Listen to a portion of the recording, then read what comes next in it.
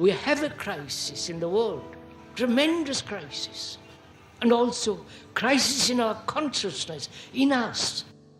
I see the urgency of change, radical revolution, mutation in the mind. I see it. It is necessary. There is complete quietness of the mind, and that which is silent has vast space.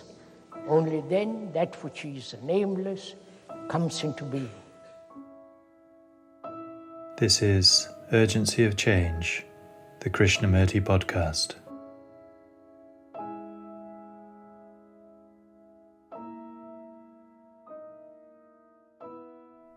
Virtue has nothing whatsoever to do with society and its so-called morality.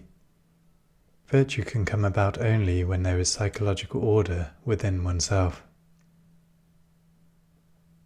Hello and welcome to episode 207 of Urgency of Change. Each episode of the Krishnamurti podcast features carefully selected clips from our extensive archives.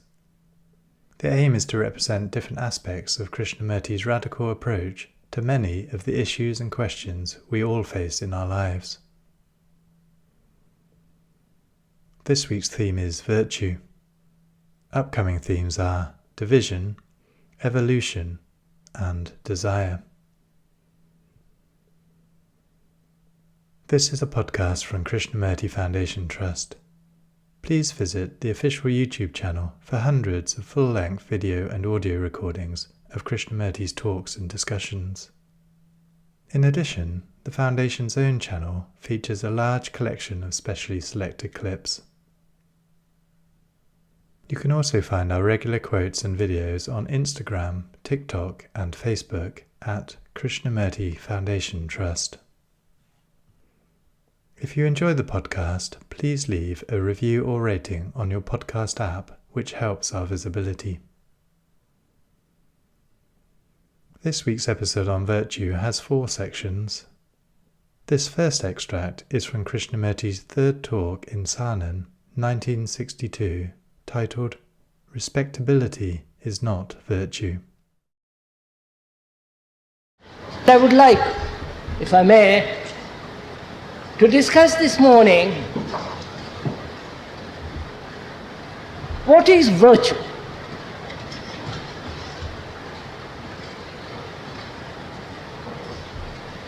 But to go into it very deeply, one has to consider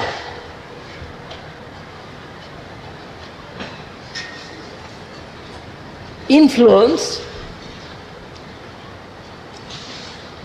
the social significance of virtue,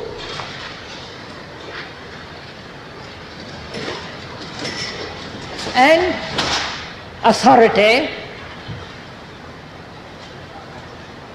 and aloneness. All these things are implied in that word virtue.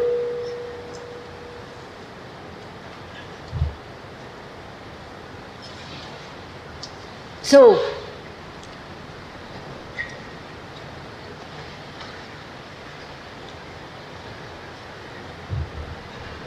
one has to consider first this whole question of social influence.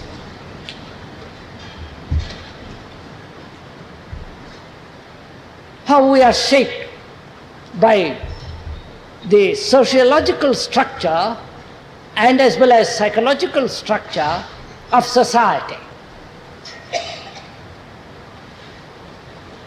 We are the way we think, the way we act. If I may use that word which we talked about the other day, responsibility,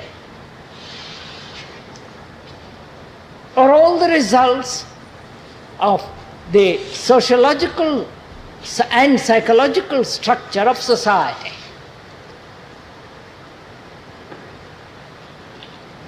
We are not separate from society psychologically. Whatever we think, whatever our reactions, thoughts, are the result of our conditioning, psychological conditioning, whose structure is society.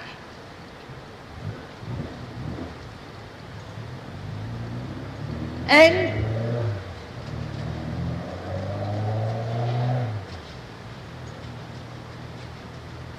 most of us, though we are educated in colleges, schools, and so on, to acquire certain technological knowledge in order to have a good living, we are left to the mercy of society.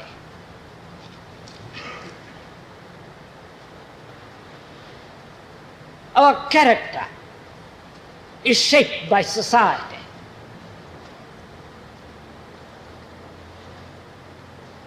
Our religious ideas are conditioned by society, the culture in which we are born.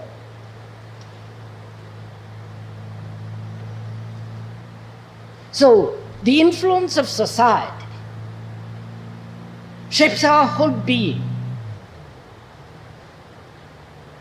We are either Catholic, Jews, Protestants, Hindus, and all the rest of it, with their dogmas, beliefs, and superstitions.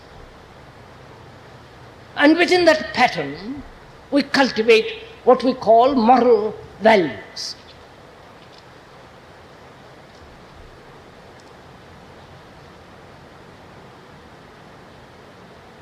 And we are influenced by everything, by the food, the clothes, the climate, the newspaper, the magazines, the books, the radio, the whole structure of influence, consciously or unconsciously.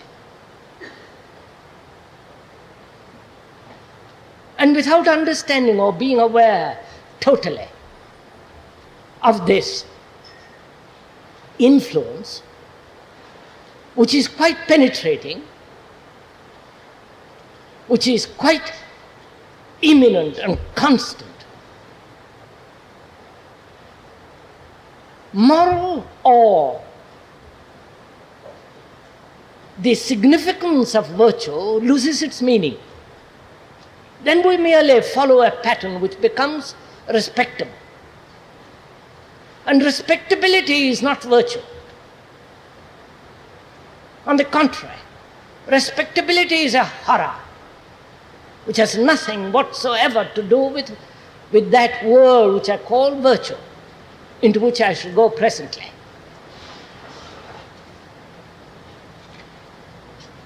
So, one has to be aware, if one really wants to understand the extraordinary virility and the vitality and the strength of virtue, one has to understand this influence. Not only the conscious influence, the influence that we receive consciously, of which we are aware, but also of the unconscious receptivity of influence. And that requires much more understanding, much greater awareness. And whether it is at all possible to be free of influence of the husband and of the wife, of the society, of the children, of everything about us. Is it at all possible to be free of that extraordinary, insistent influence that is going on all the time through propaganda, through books, through newspapers? If we say it is not at all possible, then the matter ends there. Then there is no further inquiry, and all virtue then becomes merely imitation, conforming to a pattern. But if one inquires more deeply, is it possible to be free of influence? Psychological influence of society, its moralities, its responsibilities, its values, its insistent demand that the individual shall conform to the pattern.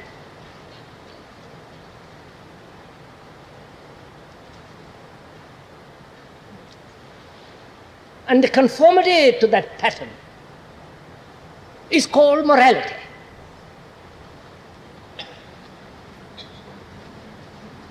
And in a moral person who is one who deviates from that pattern according to society.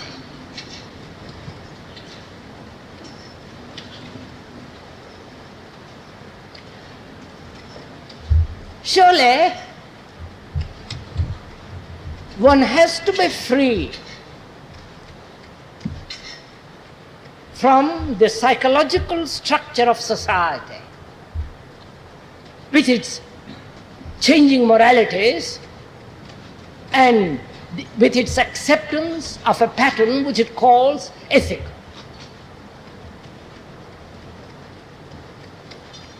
One has to be aware of this whole structure, both consciously as well as unconsciously. And it's much more difficult to be aware unconsciously. Because now, consciously one can reject, most people do.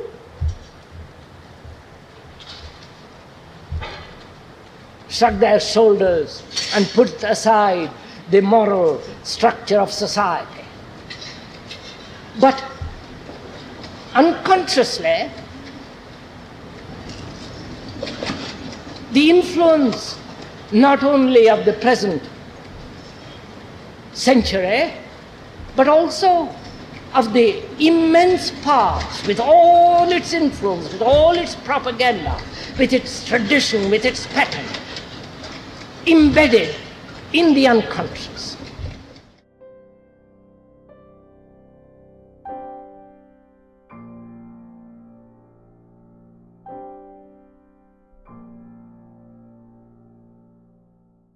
The second extract is from the fourth talk in Paris, 1965, titled Order, Virtue and Freedom.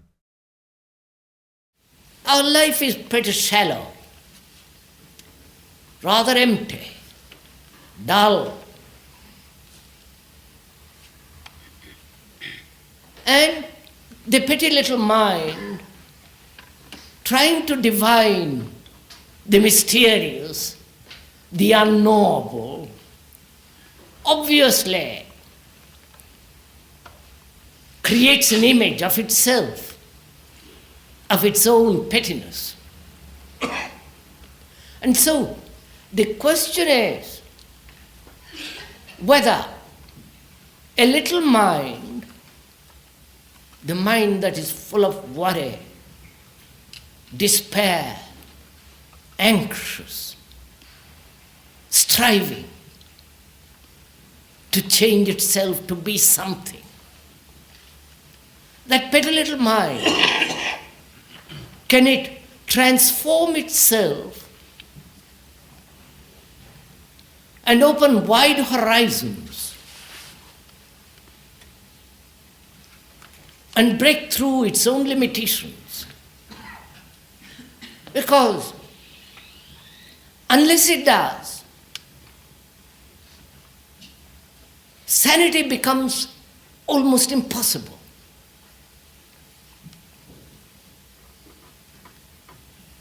And sanity is order. Not only outwardly, but inwardly, inside the skin, as it were.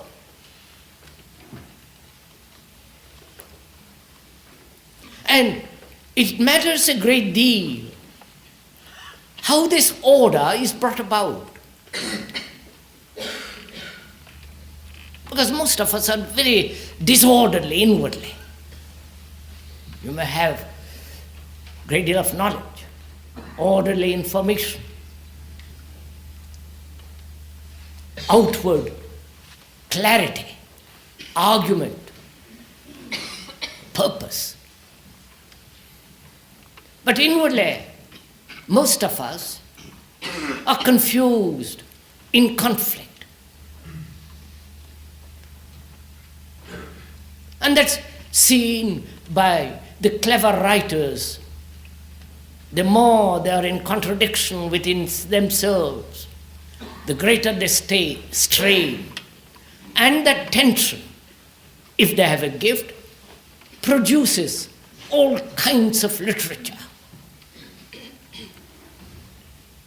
But it is basically a sick mind. And most of us, I'm afraid, are confused. There's no clarity. This clarity can only be discovered not through another, not by following some authority or particular system of thought, ancient or modern. So, this clarity can only be found, which is order, and therefore which is virtue. Because order, in its ultimate, subtle sense, is virtue. Not the morality which society imposes, which is not morality at all. The social morality is immorality. Because it breeds every form of contradiction, every form of ambition, competition. Society, by its very nature, whether in the communist world or in the Western world, does breed an outward social conformity called morality. But such morality, if one goes into it very deeply, is immoral. But we are talking of a virtue which is nothing whatsoever to do with society and its moralities. Virtue can only come about when there is psychological order within oneself. That is, when we understand the whole social structure, the psychological structure of society of which we are, then in that understanding of that, there is order. And therefore, that order brings about virtue. And without that virtue, mind cannot possibly have clarity. And therefore, sanity and virtue go together.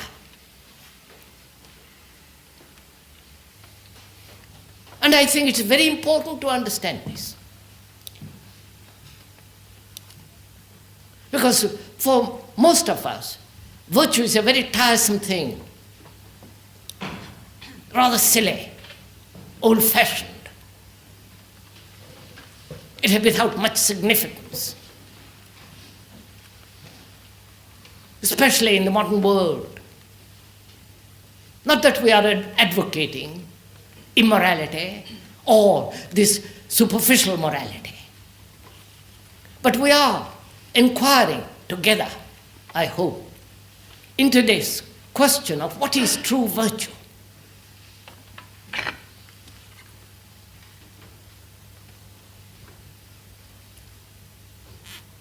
Because without orderliness, that is, as one keeps a room orderly, tidy, neat, clean,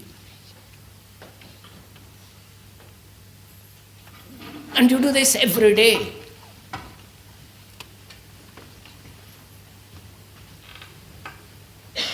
and so inward order demands much more attention, much more awareness of what is taking place inwardly. Being aware of all the thoughts and feelings, the open and the hidden secret desires and pursuits.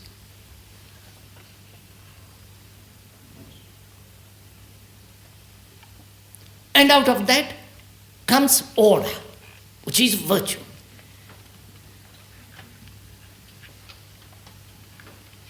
And if one inquires into virtue still more, one says it is not a thing that you have it permanently. And that's the beauty of virtue. You cannot say, I have learned what it is to be virtuous and it's over.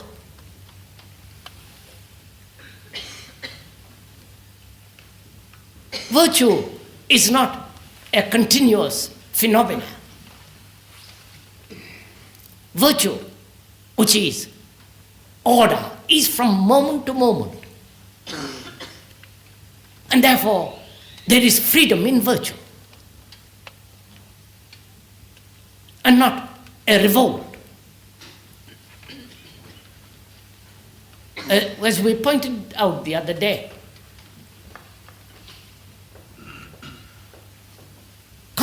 revolt is not freedom.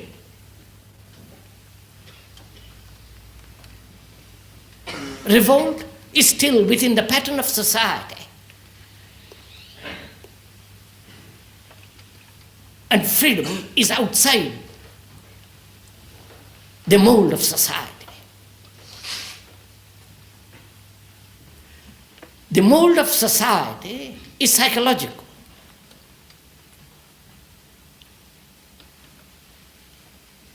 Which is the envy, the greed, the ambition, the various conflicts of which we are. Because we are the society which we have made. And if one is not free from it, there can be possibly no order. And so virtue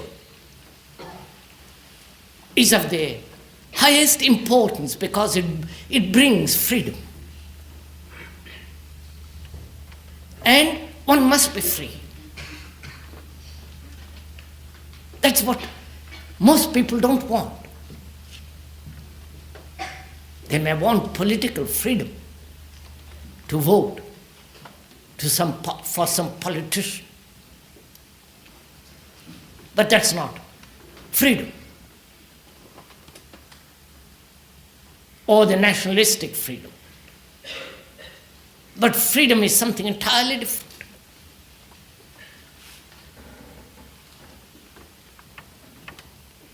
And as most of us do not want it inwardly, in the deep sense of that word,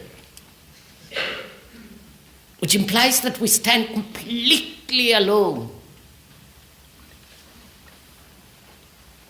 without a guide, without a system, without following, without authority. And that requires enormous order within oneself.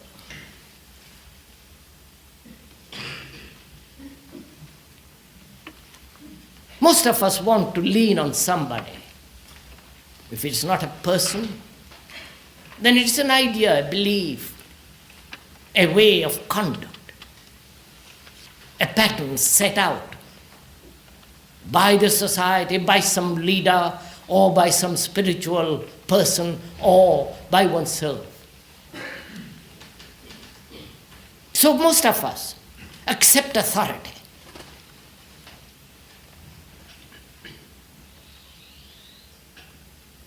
I think here one must be clear that the following of law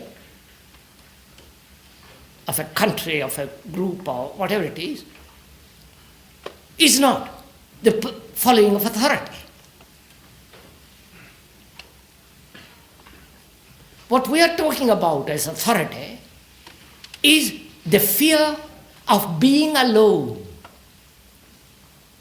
of standing on one's own feet,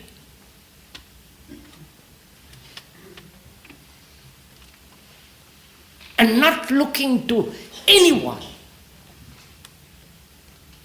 for the way of our own life, for our conduct, for inward clarity. Because authority breeds contempt. Authority breeds enmity. And the division between man and man. A man who seeks truth has no authority of any kind at any time. And that's one of the most difficult things to grasp and to be free of. Not only in the spiritual Western world, but also in the East. Because we think somebody else will bring about order in our life. A savior, a master, a spiritual teacher, and all that business, which is absolutely absurd. It's only we, through our own clarity, investigation, awareness, attention, we begin to learn all about ourselves. And out of that learning, out of that understanding, comes freedom, and therefore order, and therefore virtue.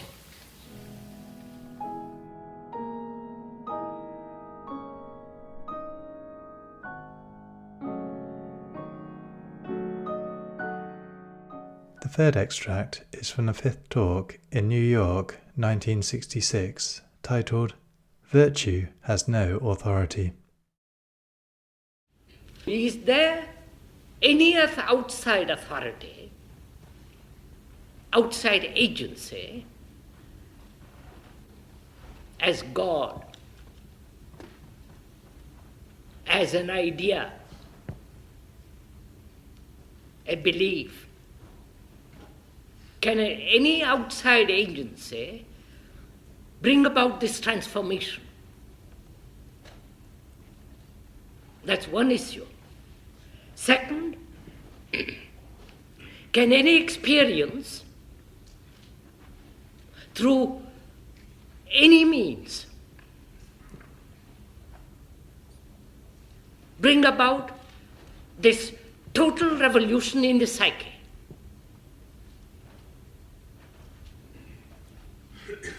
So, will authority as an idea, as grace,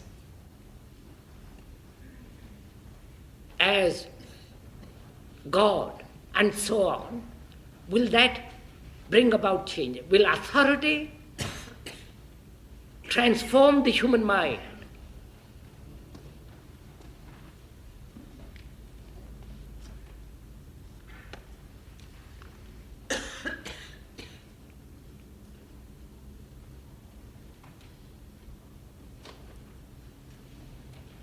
I think this is very important to understand.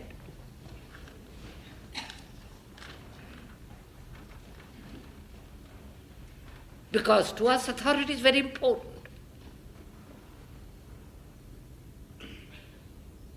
Though one may revolt against authority, we set up our own authority.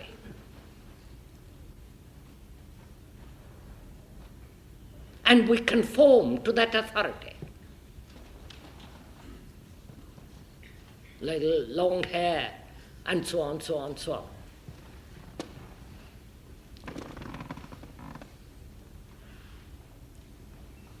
So, there is the authority of law, which one obviously must accept. Then there is the psychological authority.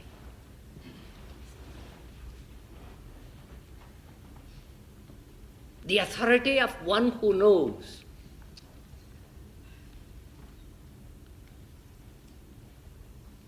As the priest. And nobody bothers about the priests nowadays.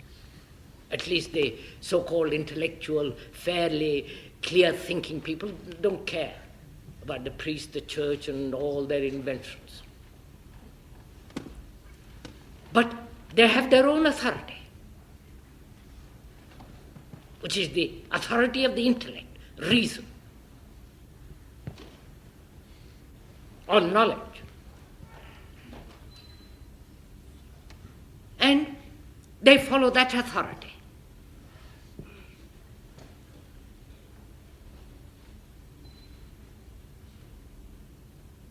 And a man afraid, uncertain, not clear in his activities, in his life.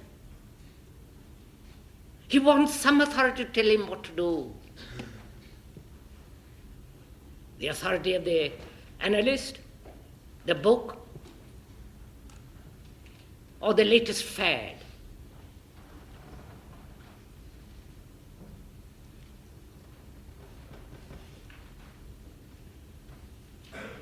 So can the mind be free from authority? Which means free from fear.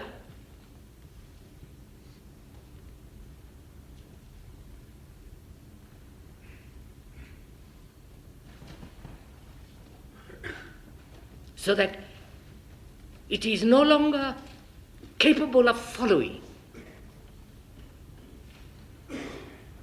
And therefore, putting an end to imitation, which becomes mechanical. After all, virtue, ethics, is not a repetition of what is good.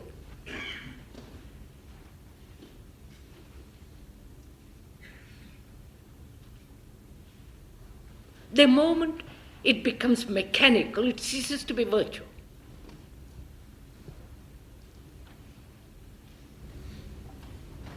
Virtue is something that must be from moment to moment. Like humility. You cannot cultivate humility. And a mind that has no humility is incapable of learning.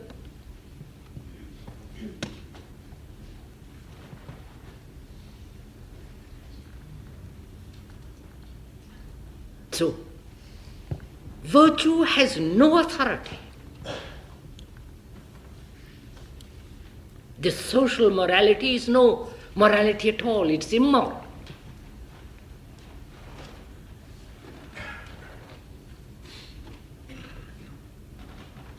Because it admits competition, greed, ambition.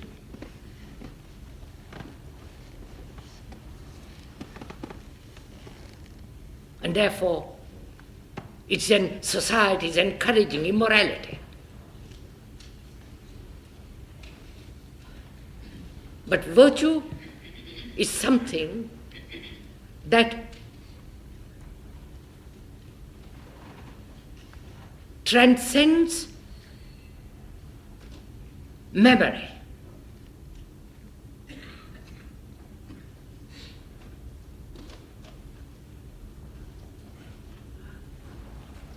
But yet, without virtue, there is no order.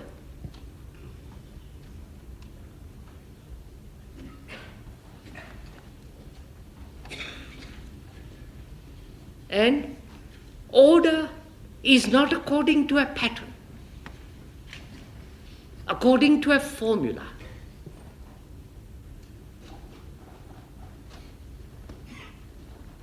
And the mind that follows a formula through disciplining itself to achieve virtue creates for itself the problems of immorality. Right?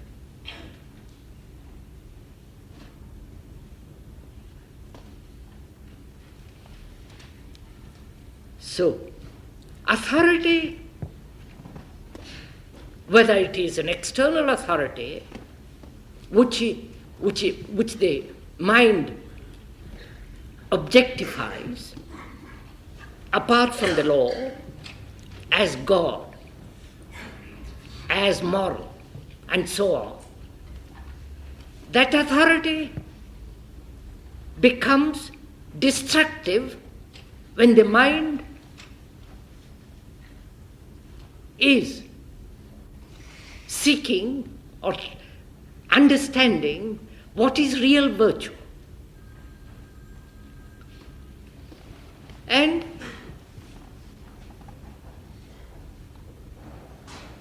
we have our own authority as experience, as knowledge, which we are trying to follow.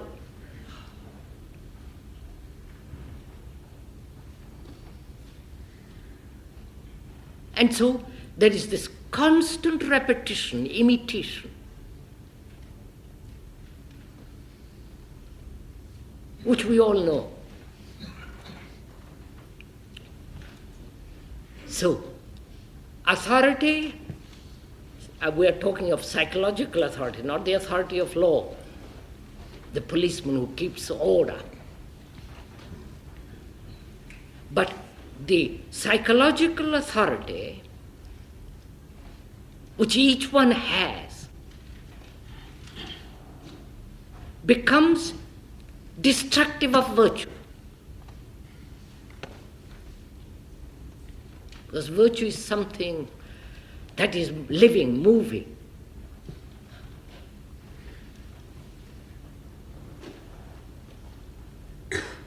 As you cannot possibly cultivate humility,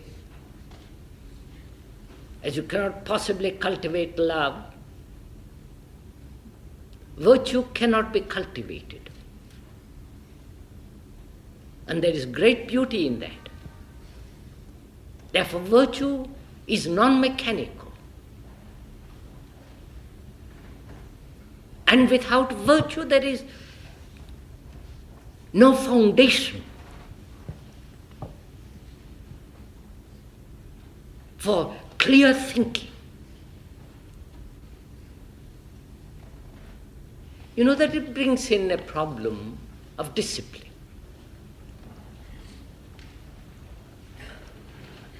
For most of us, discipline is suppression, imitation,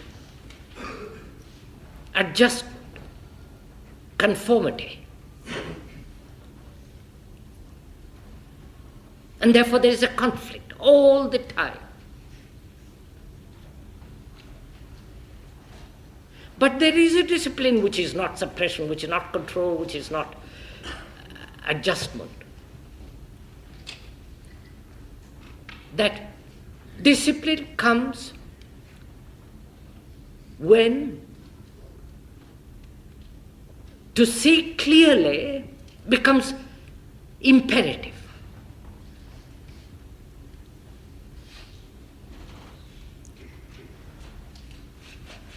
Look, we are confused.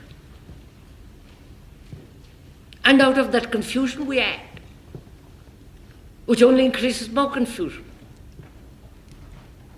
But realizing that we are confused,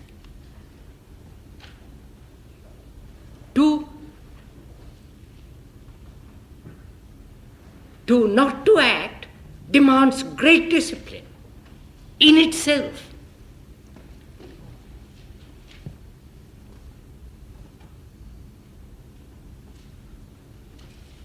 Look, sir,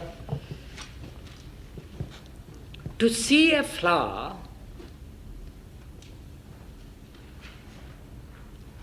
demands a great deal of attention. If you really want to look at a flower, at a tree, or at your neighbor, or your wife, or your husband, you have to look. And you cannot look if thought interferes with that look. And you realize that.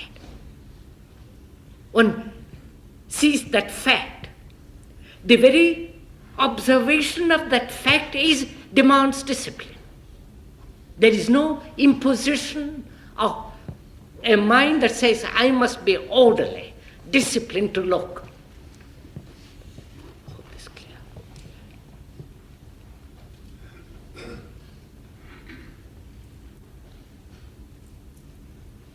And there is the authority, psychological authority that the psyche that demands authority to guide itself, to follow, to do the right thing.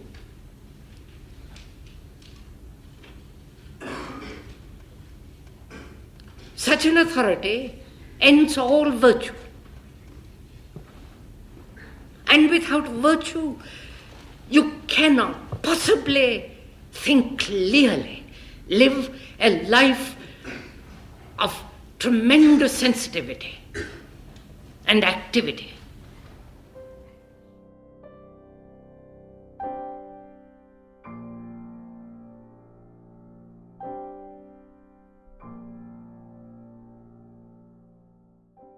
The final extract in this episode is from Krishnamurti's 8th talk in Bombay, 1962, titled The Simplicity of Virtue. And so, to inquire into the nature of the religious mind, that state of mind which is free from this conflict of the self, we must inquire into simplicity.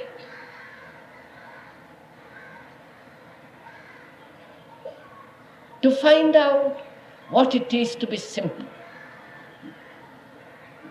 Not the idea of simplicity, not the ideal of simplicity, not the symbol of simplicity, but the actual state of a mind that is really simple.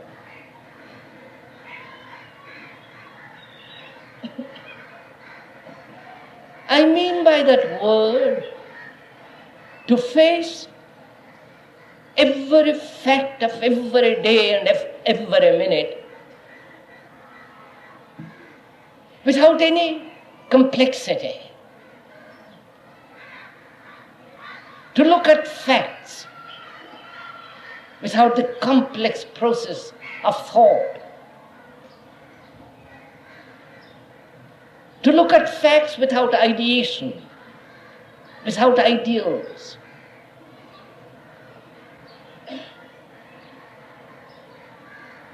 And such simplicity, not in mere clothes, not the loincloth and one meal a day, and the long beard or clean-shaven face.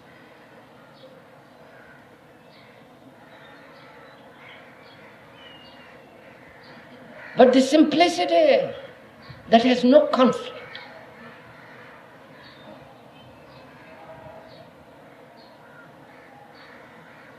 Simplicity that has precision when it is has to think.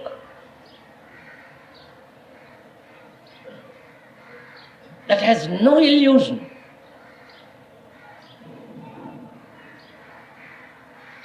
That has no future.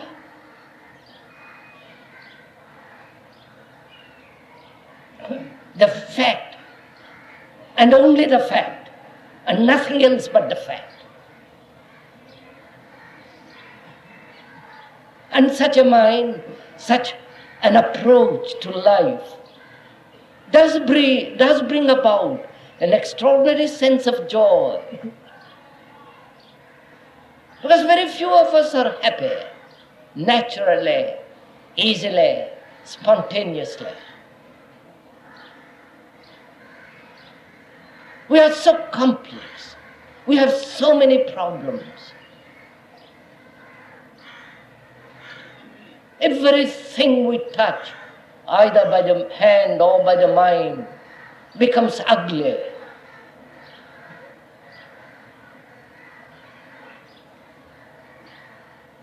And when something becomes ugly, crude, vulgar, there is no sensitivity. And therefore, there is no appreciation of things as they are. It is only in the understanding of things as they are, actually facing things as they are, out of that comprehension there is revolution. The revolution is not brought about according to a pattern of someone else, of the economist, of the reformer, of the politician. But the revolution of which we are talking about comes into being when you can see the fact and act according to that fact from moment to moment. And in so acting, you will find out of that simplicity there is an extraordinary sense of not only a relief, a sense of unburdening, but out of that there comes a deep joy. Because without joy, without the spark, without a song in one's heart, life becomes so utterly empty. You may be very clever. You may have big houses. You may occupy very important position. You may influence 1,000 people through newspapers. But behind that facade of words, possession, prestige and power, there is a hollowness. And such a mind is not a creative mind. And it is important for the individual, for each one of us, to have this sense of unending joy. It does come, not because you have got a job, not because you are happily married or unhappily married. It has no reason.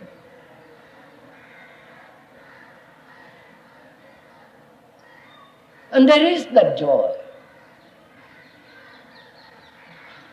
And you can only come to it darkly, unknowingly, when you understand the simplicity of virtue.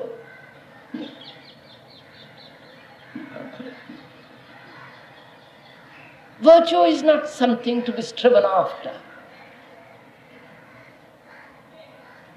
Then it ceases to be virtue. when a man who is vain practices humility, then that humility is the essence of vanity.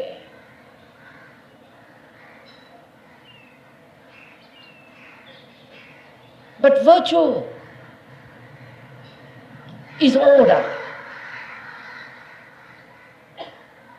Just to have order in one's mind. And you cannot have order if it is merely patterned after the sanction of society. If it is merely a practice, a habit, then the mind is made dull. And a dull mind is not a virtuous mind. It may have excellent habits. It may never get angry. It may be self-righteous and comply to the commands of society. But such a mind is not a sensitive mind, and therefore not a virtuous mind. Do please listen to this. Not that you are suddenly going to become virtuous. You will suddenly, on the instant, be virtuous, which is not after the pattern of an ugly, corrupting society. But you will have order and space in that order. Because that order brings about efficiency. It is the efficient mind, efficient thought that has not conflict. That is a virtuous mind, that lives virtuously.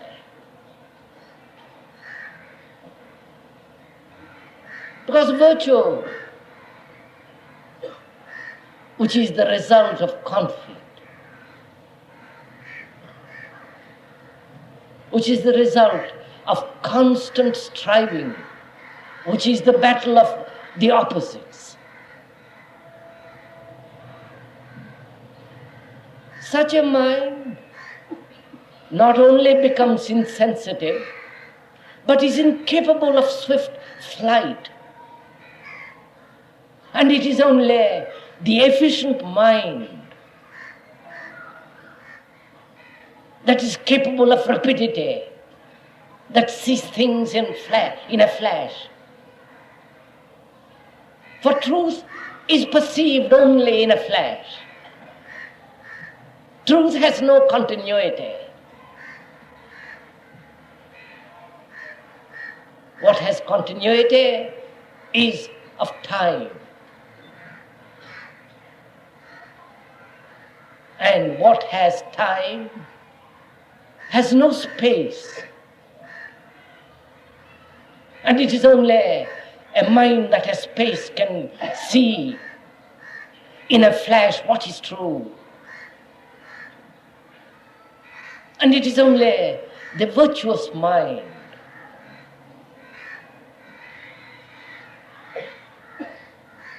that has space.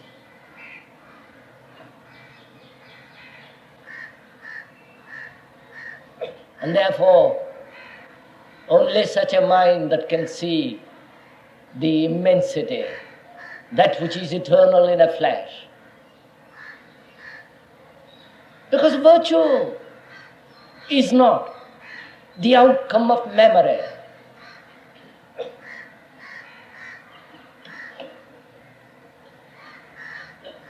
If virtue is the outcome of memory, then virtue is a reaction to memory. Reaction is a reflex of memory.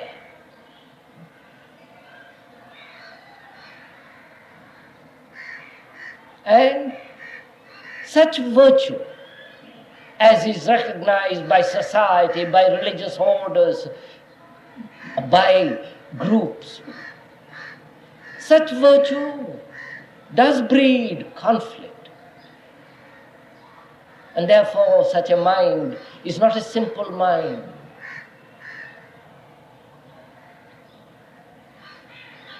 You know, the world is becoming more and more complex. Your relationship with another is getting more and more complex, not simpler. And the complexity of life can only be understood when you approach it very simply. Really, very, very simply. Life is not merely your daily existence, going to the office, the quarrels with your wife and with your husband, the nagging, the misery, the conflict of everyday existence. But life includes not only the past, which projects as the future, but life also includes death. Life includes happiness. And life also includes something beyond time, beyond thought, beyond feeling. And to comprehend this enormous totality of life, not your little corner of existence, not the little place on the earth which you call your country,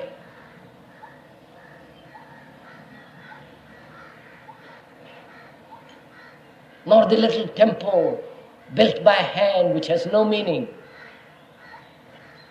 But life is this extraordinary thing, a total thing, in which all this is included. And without understanding the immensity of life, in which everything, every cry, every tear,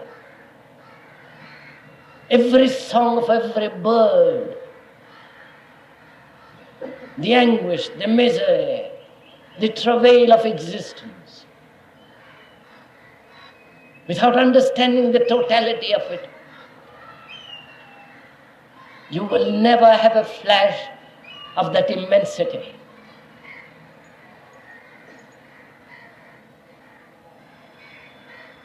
And to understand this extraordinary thing called life, with its sexual demands, with its ambitious drives, with its frustrations, old age, decline and deterioration. To understand life, you must come to it very simply. And that's our difficulty. Because we are such complex human beings. We have so many ideas. We are so clever. We are all second-hand people. There is nothing original in you. There is nothing original. And it is the originality that makes for simplicity. Not eccentricity, not the capacity to invent,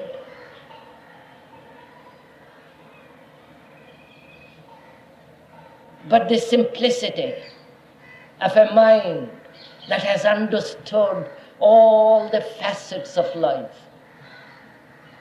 Not the technical life, not the life of accumulated knowledge, because knowledge and technical knowledge can expand indefinitely. You will know more and more about Venus, about Mars, about the moon. How to get there? but less and less about yourself, what you are. And what you are is the totality of life. Because you are miserable, unhappy, all the anguish, guilt, and the agony that one goes through, silently or openly.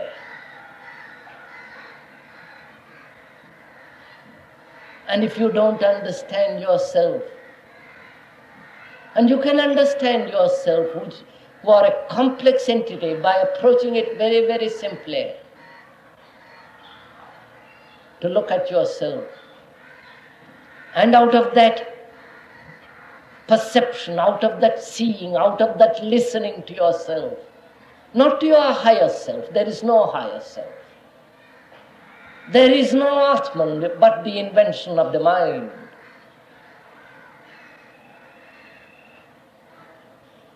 They're all the result of thought. And thought is the response of the mind, of the things that have been. And so, when you look at yourself every day, in every word, feel your way into the depths of your own heart and mind, then out of that looking, seeing, listening and hearing, there comes simplicity.